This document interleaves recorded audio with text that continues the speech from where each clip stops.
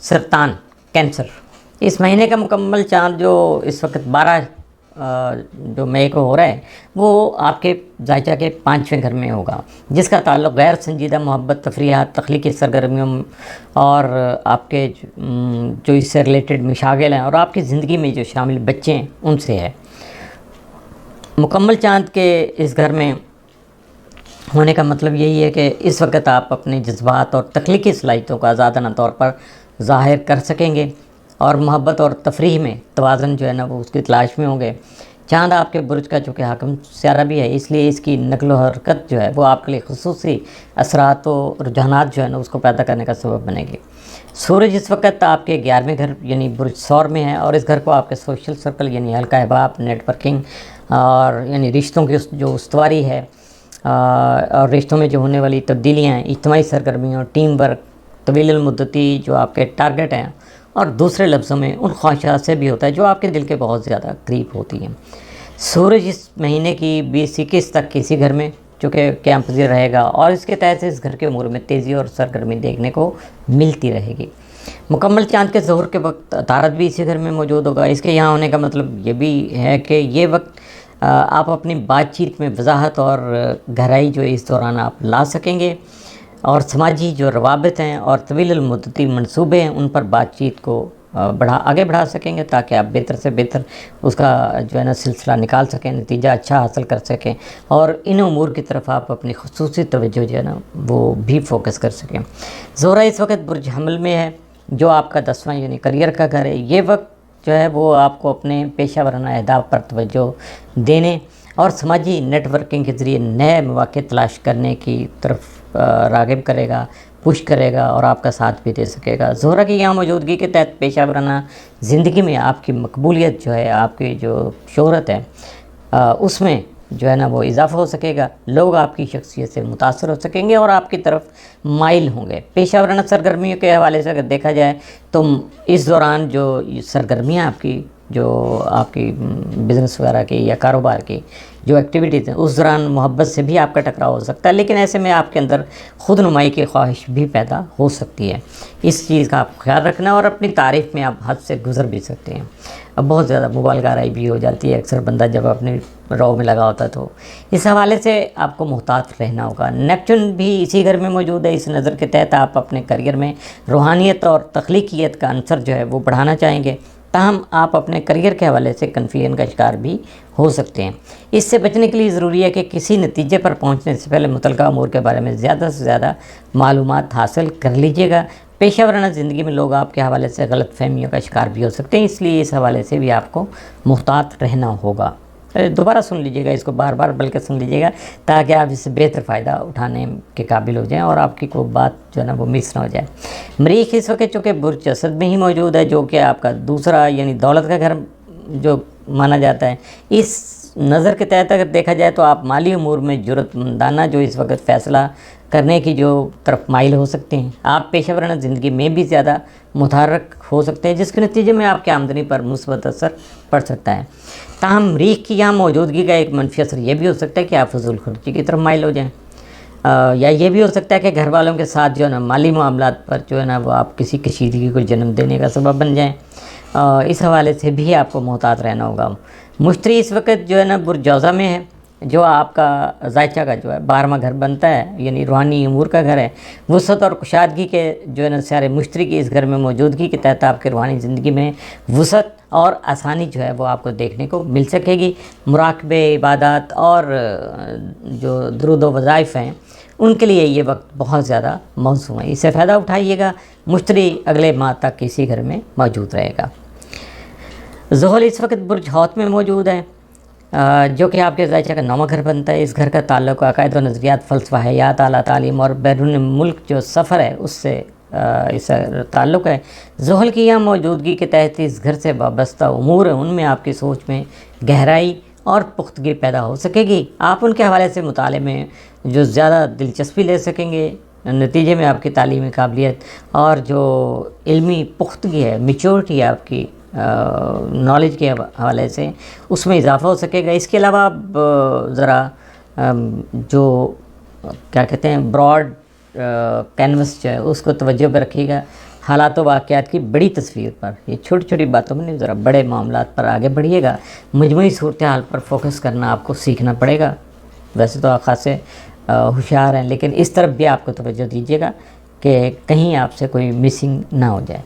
یورینس پچھلے 7 سال سے بری سور میں، یعنی آپ کے 11ویں گھر میں موجود ہے۔ اپنے مزاج کے مطابق اس نے اس گھر کے معاملات میں خاصی تھل پیدا کی ہوئی تھی۔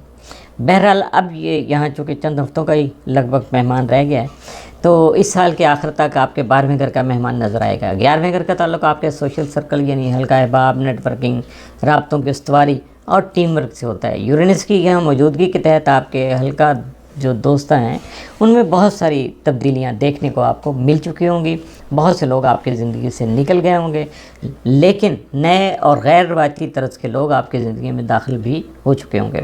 سائنس اور ٹیکنالوجی میں آپ کی دلچسپی مزید بڑھ چکی ہوگی۔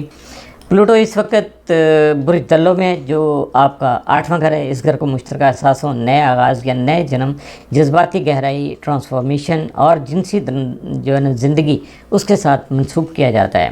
اسے موت کا گھر بھی کہا جاتا ہے، کیونکہ جب یہ گھر قوت میں ہوتا ہے یعنی پاورفل ہوتا ہے تو موت کسی نہ کسی انداز میں ہمیں اپنے وجود کا احساس دلا دیتی ہے۔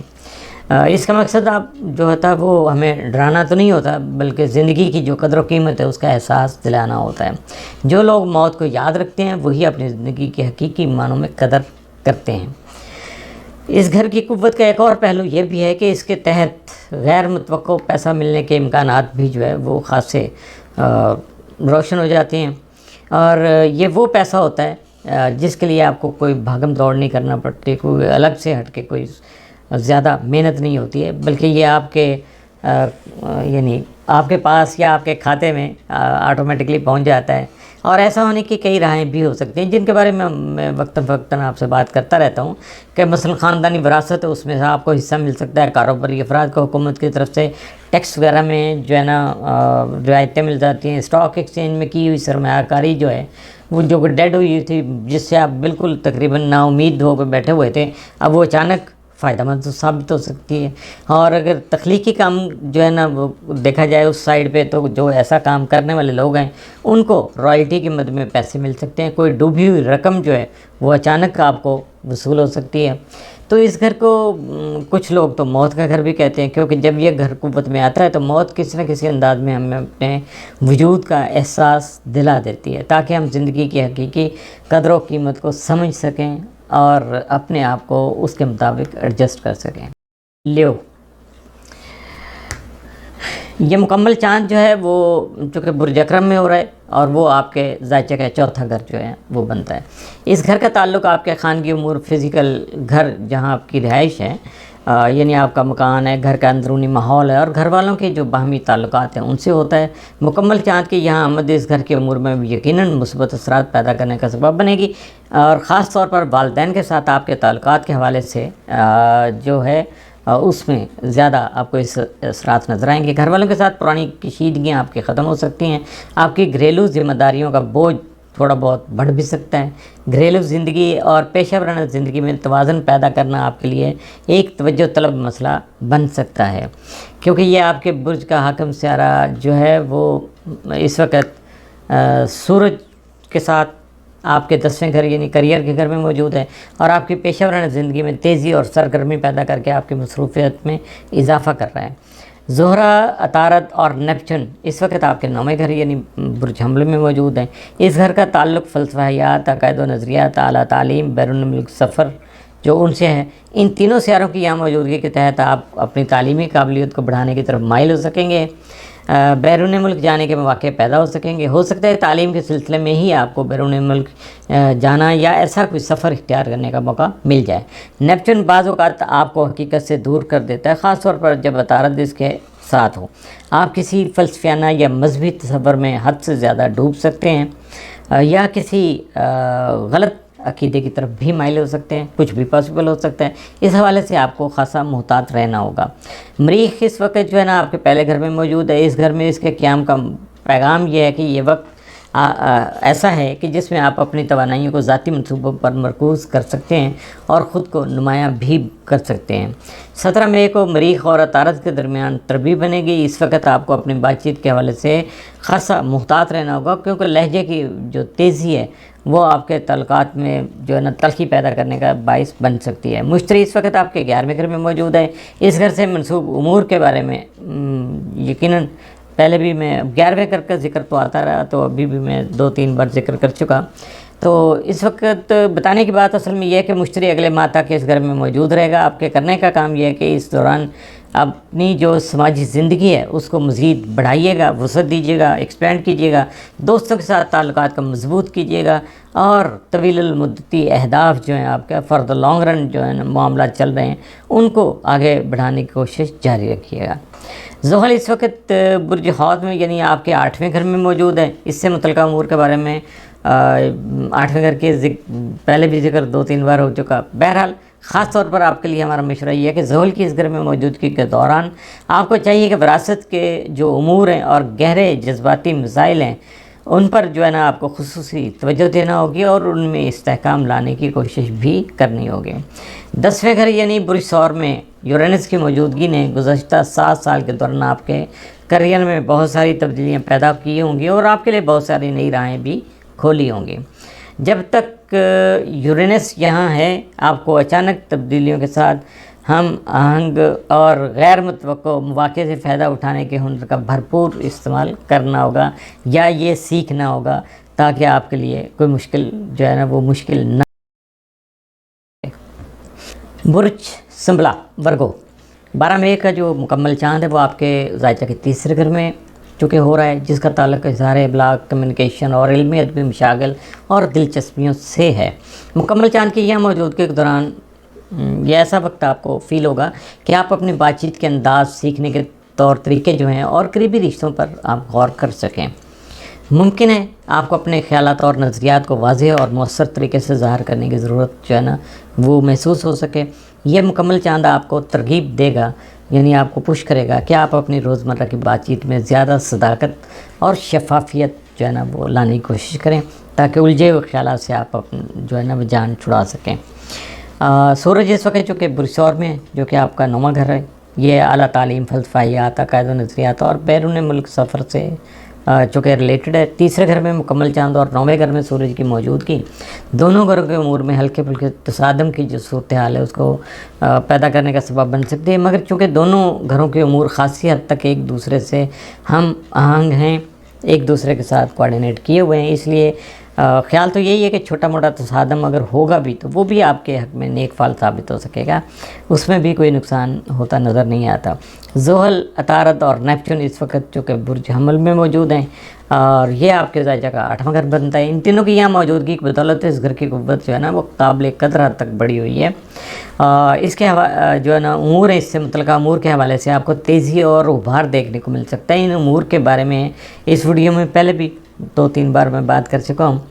تو بہرحال یہ وقت ہے کہ آپ اپنے قریبی تعلقات کا جائزہ لیجئے گا اور ان میں گہرائی اور استحکام جو ہے اس کو لانے کی کوشش کیجیے گا، اور یہ کمی محسوس ہو رہی ہے آپ کے قریبی تعلقات میں۔ مریخ اس وقت برج اسد میں ہے جو کہ آپ کا ذائچہ کا 12واں یعنی روحانی امور کا گھر بنتا ہے۔ اس وقت آپ کو اپنے اندرونی جذبات اور خوابوں پر غور کرنا چاہیے اور زیادہ توانائی کے ساتھ اپنے روحانی مشاغل اور سرگرمیوں پر توجہ مرکوز کرنی چاہیے۔ مشتری اس وقت آپ کے 10ویں گھر یعنی برج جوزہ میں موجود ہے۔ گزشتہ 1 سال کے دوران مشتری کی یہاں موجودگی کے تحت آپ کے پیشہ ورانہ زندگی بہت ساری مثبت تبدیلیوں کا شکار ہو چکی ہے، اس میں بہت ساری مثبت تبدیلیاں آ چکی ہیں اور مشتری اگلے مہینے تک یہاں موجود رہے گا۔ جتنے فائدے سمیٹ سکتے ہیں مزید سمیٹ لیجیے گا، کوشش کر لیجیے گا۔ زحل اس وقت برج حوت میں ہے جو کہ آپ کے ذائچہ کا 7واں گھر ہے۔ اس گھر کا تعلق سنجیدہ محبت، دیرینہ رفاقتیں جو ہیں اور شراکت داریوں سے ہے۔ زحل کی یہاں موجودگی کے تحت آپ اس گھر کے امور میں زیادہ سنجیدگی اور ذمہ داری سے کام لے سکیں گے، کیونکہ سارے امور جو ہے نا اپنی نوعیت میں نہایت سنجیدہ ہیں۔ اس لیے زحل کی موجودگی سنجیدگی کی جو ڈوز ہے وہ ذرا زیادہ آپ کو دے سکتی ہے، اور یہ سارا کچھ آپ کے لیے خاصا بھاری پن کا سبب بھی بن سکتا ہے. اس حوالے سے آپ کو معتدل اور متوازن رہنے پر خصوصی توجہ دینے کی ضرورت جو ہے وہ پیش آ سکتی ہے. تو یا اس کے لیے بہت سارے پریکٹیکل ایسے ہیں، ایکسرسائز کر کے بہت سارے طریقے سے آپ اپنے آپ کو ایکٹیو کر کے یہ ساری چیزوں کو جب آپ لیں گے تو خاصا لائٹلی لیں گے تو زیادہ آپ پہ بوجھ نہیں آئے گا.